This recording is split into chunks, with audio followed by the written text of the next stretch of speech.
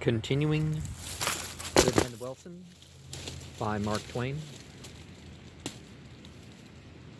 Toward midnight, Tom Driscoll arrived at his lodgings from the theater in the heavy downpour and closed his umbrella and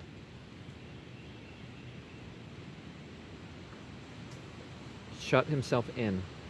But when he would have shut the door, he found there was another person entering, doubtless another lodger. This person closed the door and tramped upstairs behind Tom. Tom found his door in the dark and entered it and turned up the gas. When he faced about, lightly whistling, he saw the back of a man. The man was closing and locking his door for him. His whistle faded out, and he felt uneasy. The man turned around, a wreck of shabby old clothes, sodden with rain and all adrip, and showed a black face under an old slouch hat. Tom was frightened. He tried to order the man out, but the words refused to come, and the other man got the start. He said in a low voice, "Keep still. I's your mother." Tom sunk in a heap on a chair and gasped out, "It was mean of me and base. I know it, but I meant it for the best. I did indeed. I can swear it." Roxana stood a while, looking mutely down on him, while he writhed in shame, and went on, incoherently babbling, self-accusations mixed with pitiful attempts at explanation and palliation of his crime. Then she seated herself and took off her hat, and her unkempt masses of long brown hair tumbled down about her shoulders. "It ain't no fault o' yo'n dat ain't gray," and she said sadly, noticing the hair. I know it. I'm a scoundrel. But I swear I meant it for the best. It was a mistake, of course, but I thought it was for the best. I truly did." Roxy began to cry softly, and presently words began to find their way out between her sobs. They were uttered lamentingly rather than angrily. "Sell a pussin' down the river, for the best. I wouldn't treat a dog so. I is all broken down and wore out now, and so I reckon it ain't in me to storm around no more, like I used to when I's trampled on and bust. I don't know, but maybe it's so. Leastways, I suffered so much that mornin' seemed to come more handed to me now den stormin'."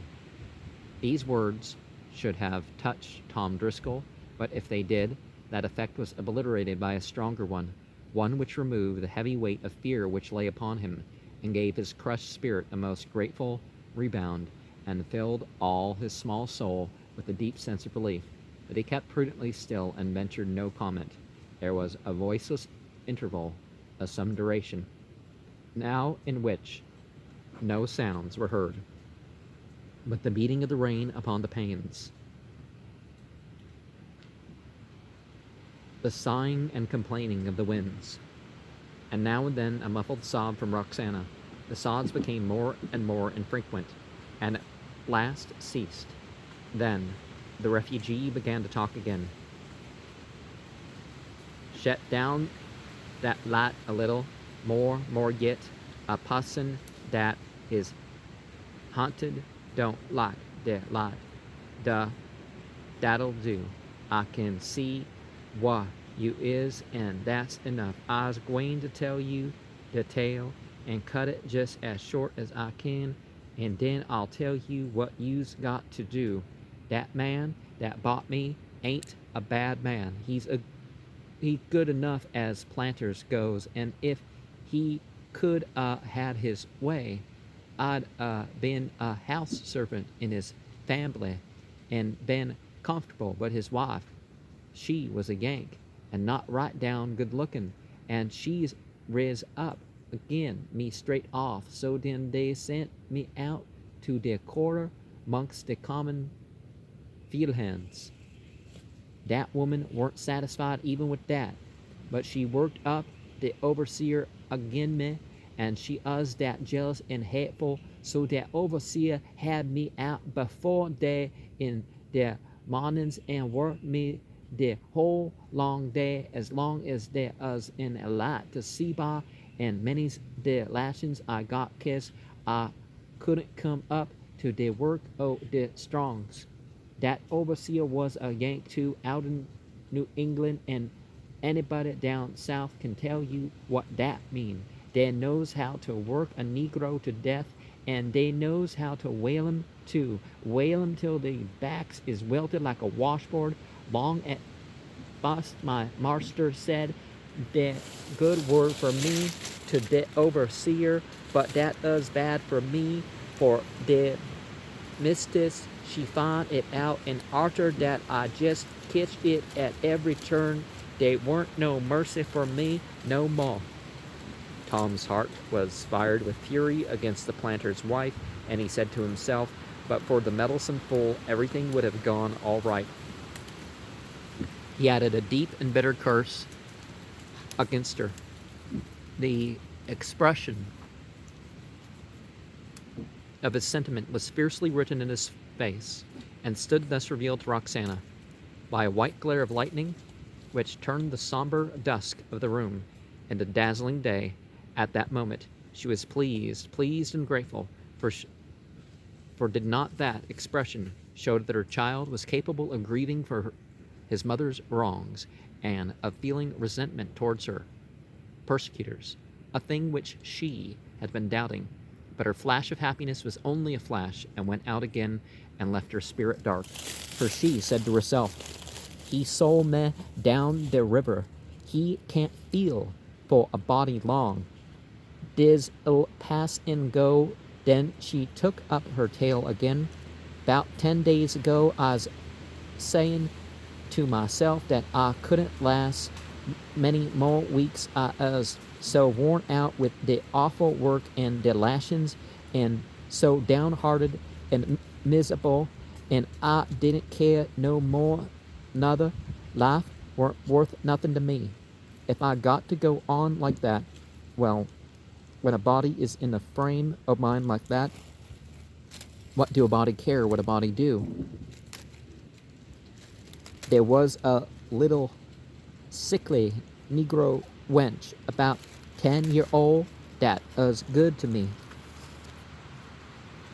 and hadn't no mammy, poor thing, and I loved her, and she loved me, and in she come out while I was working, and she had a roasted tater, and tried to slip it to me, Robin herself, you see, case she knowed the overseer didn't give me enough to eat, and he catched her at it, and give her a lick across the back with his stick, which was as thick as a broom handle, and she dropped screaming on the ground, and squirming and whirling around in the dust like a spider that's got crippled. I couldn't stand it. All the hellfire that was ever in my heart flamed up, and I snatched the stick out in his hand and laid him flat. He laid the moaning and cussing and all out of his head, you know, and the Negroes was plumb scared to death. They gathered round him to help him, and I jumped on his hoss and took out for the river as tight as I could go. I knowed what they would do with me. Soon as he got well, he would start and work me to death if master let him. And if they didn't do that, they'd sell me further down the river, and that's the same thing. So I knowed to drown myself and get out of my troubles. It was getting towards dark. I was at the river in 2 minutes. Then I see a canoe, and I says there ain't no use to drown myself till I got to. So I ties the hoss in the edge of the timber and shove it out down the river, keeping them under the shelter of the bluff bank and praying for the doctor shut down quite quick. I had a powerful good start, 'cause the big house on us 3 mile back from the river, and only the work mules to ride the on, and only Negroes to ride in, and they weren't going to hurry. They'd give me all the chance they could before a body could go to the house and back. It would be long past dark, and they couldn't track the hoss find out which way I went till morning, and the Negroes would tell 'em all the lies they could about it.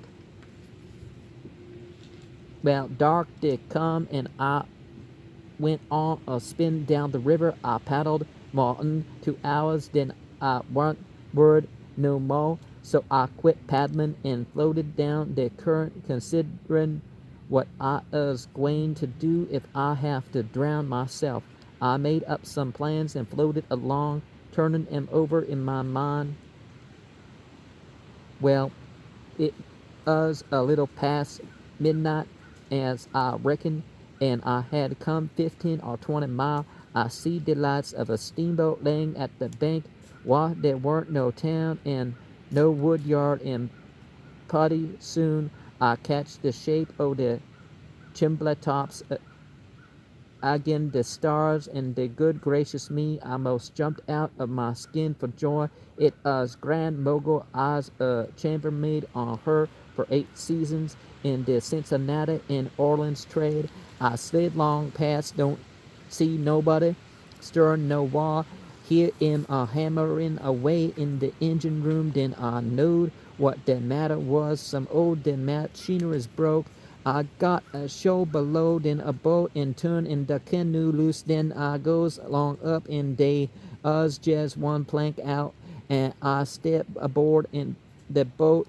It was powerful hot. Deck hands and roustabouts sprawled around asleep on the forecastle. The second mate, Jim Bangs, he sat that on the bits with his head down asleep, 'cause that's way the second mate stand the captain's watch, and the old watchman better hatch. He's nodding on the companionway, and I knowed 'em all in land, but I did look good. I says to myself, I wish old Marster'd come along now and try to take me. Bless you heart, I's mong friends. I is so and tromped right along mongst 'em, and went up on the billiard deck and way back up to the ladies' captain garden, and sat down in the same cheer that I sat in moss 100,000,000 times, I reckon, and it just about home again, I tell you. In Now this is hard to read like this. I'll tell you, in about an hour I heard the ready bell jingle, and then the racket begin. Putty soon I heard the gong strike, set her back on the outside. I says to myself, I reckon I knows that music. I hear the going again, the gong again. I come ahead on the inside. I says, gong again, stop outside. Gong again, come ahead on the outside. Now we's pinted for St. Louis, and I's outer the woods, and ain't got to drown myself at all. I know the mogul is in the St. Louis trade now. You see, it was just fair daylight when we passed our plantation, and I seed a gang of Negroes and white folks hunting up and down the shore and troubling themselves a good deal about me, but I weren't troubling myself none about them. About that time, Sally Jackson, that used to be my second chambermaid, and us head chambermaid now, she come out on the guard, and us powerful glad to see me, and so us all the officers, and I told 'em I got kidnapped and sold down the river, and they made me up $20 and give it to me. And Sally, she rigged me out and with good clothes. And when I got here, I went straight to what yours used to was. And then I come to this house, and they say you's away, but expected back every day. So I didn't dash to go down the river to Dawson's case I might miss you. Well, last Monday, I was passing by one of them places in 4th Street while there sticks up the runway Negro bills and helps to catch 'em, and I seed my master. I must flop down on the ground, and I felt so gone. He had his back to me, and us talking to the man and giving him some bills, Negro bills, I reckon, and the Negro. He's offered a reward, that's it. Ain't I right, don't you reckon? Tom had been gradually sinking into a state of ghastly terror, and he said to himself now, I'm lost, no matter what turn things take. This man has said to me that he thinks there was something suspicious about that sale. He said he had a letter from a passenger on the Grand Mogul saying that Roxy came here on that boat, and that everybody on board knew all about the case. So he says that her coming here instead of flying to a free state looks bad for me, and that if I don't find her for him, and that pretty soon, he will make trouble for me. I never believed that story. I couldn't believe she would be so dead to all motherly instincts as to come here, knowing the risks she would run of getting me into irredeemable trouble, while motherly instinct finding one's kid. And after all, here she is. I stupidly swore I would help him find her, thinking it was a perfectly safe thing to promise. If I ventured to deliver her up, she. But how can I help myself? I've got to do that or pay the money. And where's the money to come from? Well, I should think that if he would swear to treat her kindly hereafter, and she says herself that he is a good man, and if he would swear to never allow her to be overworked or ill-fed, or a flash of lightning exposed Tom's pallid face, drawn and rigid with these worrying thoughts. Roxana spoke up sharply now, and there was apprehension in her voice. Turn up that light. I want to see your face better. Da, now, let me look at you. Chambers, you's as white as your shirt. Has you seen that man? Has he been to see you? Yes. When? Monday noon. Monday noon? Was he on my track? He thought he was. That is, he hoped he was. This is the bill you saw. He took it out of his pocket. Read it to me. She was panting with excitement, and there was a dusky glow in her eyes that Tom could not translate with certainty, but there seemed to be something threatening about it. The handbill had the usual rude woodcut of a turbaned Negro woman running with the customary bundle on a stick over her shoulder, and the heading in bold type, $100 reward.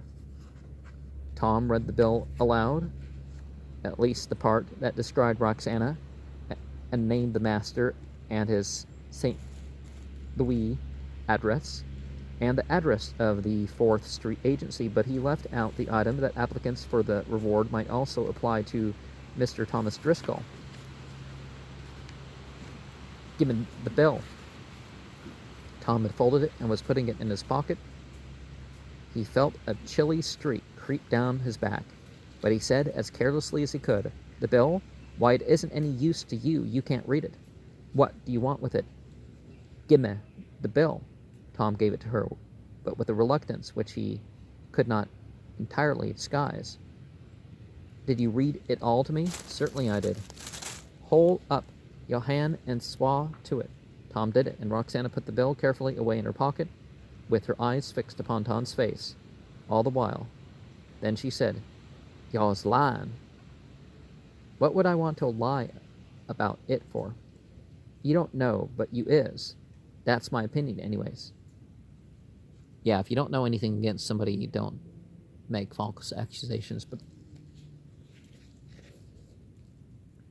But the mind about that. When I seed that man, I was that scared that I could scarcely wobble home. Then I give a Negro man $1 for these clothes, and I ain't been in a house since night nor day till now. I blackened my face and laid hid in the cellar of an old house that's burnt down daytimes and robbed sugar hogshead and grain sacks on the wharf nights to get something to eat, and never dast to try to buy nothing, and I's most starved, and I never dast come near this place till this rainy night, when day ain't no people round, scarcely. But tonight I've been a standing in the dark alley ever since night, come waiting for you to go by, and here I is." She fell to thinking. Presently she said, "You seed that man at noon last Monday?" "Yes." "I seed him the middle o' dat arternoon. He hunted you up, didn't he?" "Yes." "Did he give you de bill that time?" "No, he hadn't got it printed yet." Roxana darted a suspicious glance at him. "Did you help him fix up the bill?" Tom cursed himself for making that stupid blunder, and tried to rectify it by saying he remembered now that it was at noon Monday that the man gave him the bill. Roxana said, "You's lying again, sho." Then she straightened up and raised her finger. "Now den, I's gwine to ask you a question, and I wants to know how you's gwine to get around it. You knowed he us arter me, and if you run off, 'stead o' staying here to help him, he'd know they us something wrong 'bout his business, and den he would inquire 'bout you, and that would take him to your uncle, and your uncle would read the bill and see that you been selling a free Negro down the river, and you know him, I reckon. He'd tar up the will and kick you outen the house. Now den, you answer me this question. Hain't you told that man that I would be sure to come here, and then you would fix it so he could set a trap and catch me?" Tom recognized that neither lies nor argument could help him any longer. He was in a vice, with the screw turning on, and out of it there was no budging. His face began to take on an ugly look, and presently he said with a snarl, "Well, what could I do? You see yourself that I was in his grip and couldn't get out." Roxy scorched him with a scornful gaze a while. Then she said, "What could you do? You could be Judas to your own mother to save your worthless hide. Would anybody believe it? No, a dog couldn't. You is the low downest, orneriest hound that ever pupped into this world, and I's responsible for it." And she spat on him. He made no effort to resent this. Roxy reflected a moment, then she said, "Now, I'll tell you what you's gwine to do.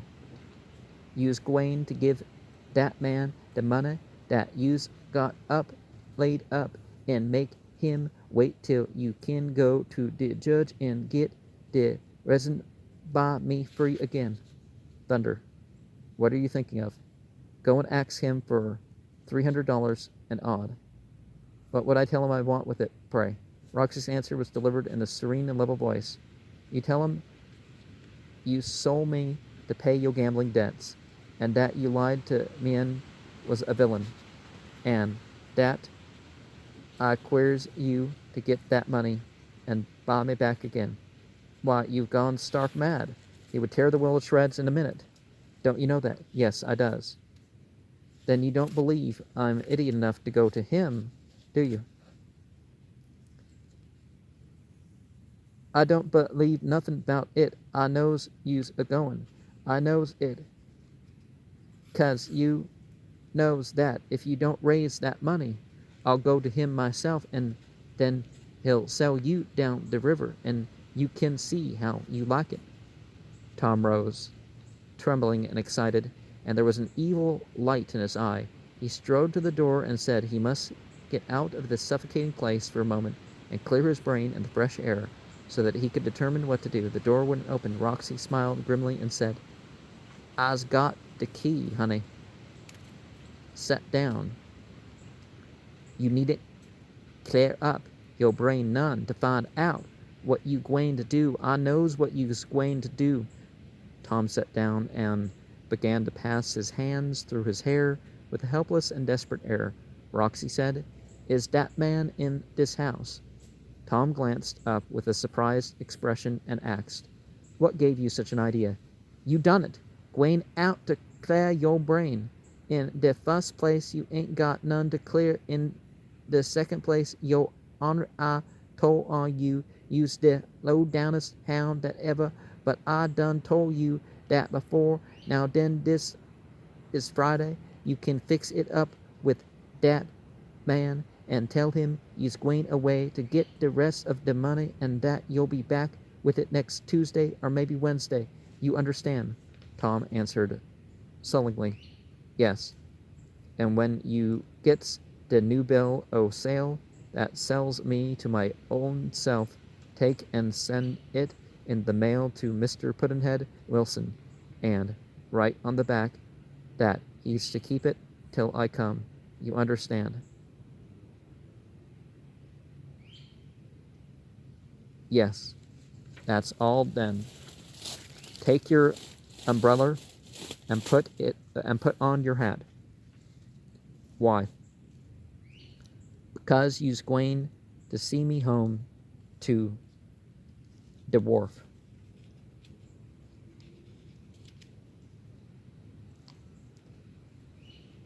You see this knife? I totted it around since the day that I seed man and bought these clothes in it. If he catch me, I gwains to kill myself with it.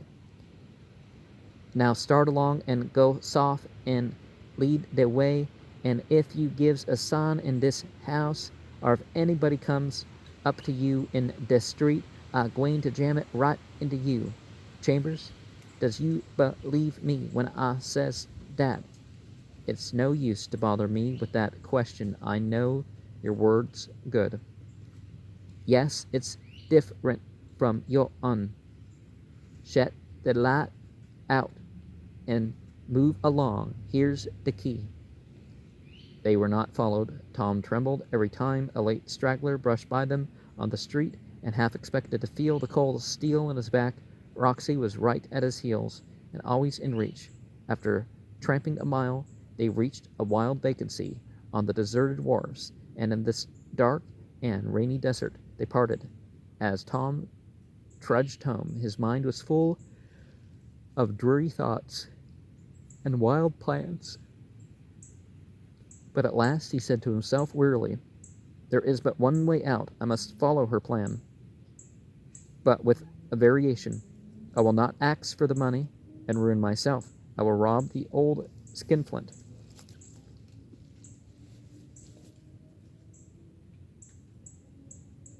Well, you're ruined whether people not know it if you're off there stealing when you don't need to steal. And, it's not, you're not taking back your property or something like that. Chapter 19, the prophecy realized. Few things are harder to put up with than the annoyance of a good example. Pudd'nhead Wilson's calendar. It were not best that we should all think alike. It is difference of opinion that makes horse races. Pudd'nhead Wilson's calendar. Dawson's Landing was comfortably finishing its season of dull repose and patiently waiting for the duel.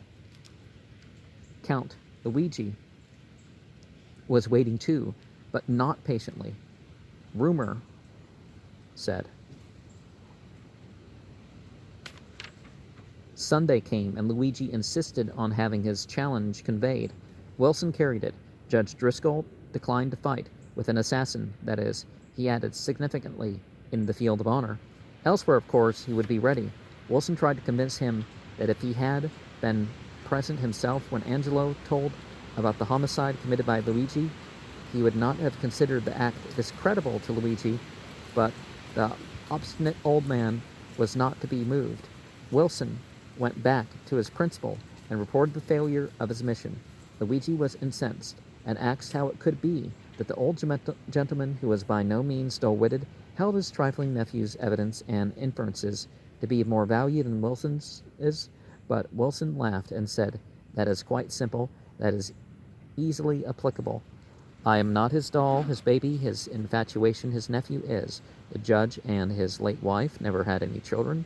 The judge and his wife were past middle age, and when this treasure fell into their lap, one must make allowances for a parental instinct that has been starving for 25 or 30 years. It is famished and it is crazed with hunger by that time, and will be entirely satisfied with anything that comes handy. Its taste is atrophied. It can't tell mudcat from shad. A devil born to a young couple is measurably recognizable by them as a devil before long, but a devil adopted by an old couple is an angel to them, and remains so through the thick and thin. Tom is the old man's angel. He is infatuated with him. Tom can persuade him into things which other people can't. Not all things, I don't mean that, but a good many, particularly one class of things, the things that create or abolish personal partialities or prejudices. In the old man's mind, the old man liked both of you. Tom conceived a hatred for you. That was enough. It turned the old man around at once. The oldest and strongest friendship must go to the ground when one of these late adopted darlings throws a brick at it. It's a curious philosophy, said Luigi. It ain't a philosophy at all. It's a fact. Well, philosophy is not just quotes, so, yeah.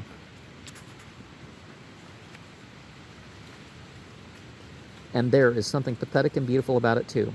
I think there's nothing more pathetic than to see one of these poor old childless couples taking a menagerie of yelping little worthless dogs to their hearts, and then adding some cursing and squawking parrots and a jackass-voiced macaw, and next a couple of 100 screeching songbirds, and presently some fetid guinea pigs and rabbits, and a howling colony of cats, and it's all a groping and ignorant effort to construct out of the base metal and brass filings, so to speak, something to take the place of that golden treasure denied them by nature a child. But this is a digression. The unwritten law of this region requires you to kill Judge Driscoll on sight, and he and the community will expect that attention on your hands, though, of course, your own death by his bullet will answer every purpose. Look out for him. Are you healed? That is fixed. Yes, he shall have his opportunity. If he attacks me, I will respond. As Wilson was leaving, he said, the judge is still a little used up by his campaign work, and will not get out for a day or so. But when he does get out, you want to be on the alert. About 11 at night, the twins went out for exercise, and started on a long stroll in the veiled moonlight. Tom Driscoll had landed at Hackett's store, 2 miles below Dawson's, just about half an hour earlier, the only passenger for that lonely spot, and had walked up the shore road and entered George Driscoll's house without having encountered anyone either on the road or under the roof. He pulled down his window blinds and lighted his candle. He laid off his coat and hat and began his preparations. He unlocked his trunk and got a suit of girl's clothes out from under the male attire in it, and laid it by, and then he blacked his face with burnt cork and put the cork in his pocket. His plan was to slip down his uncle's private sitting room below, pass into the bedroom, steal the safe key from the old gentleman's clothes, and then go back and rob the safe. He took up his candle to start,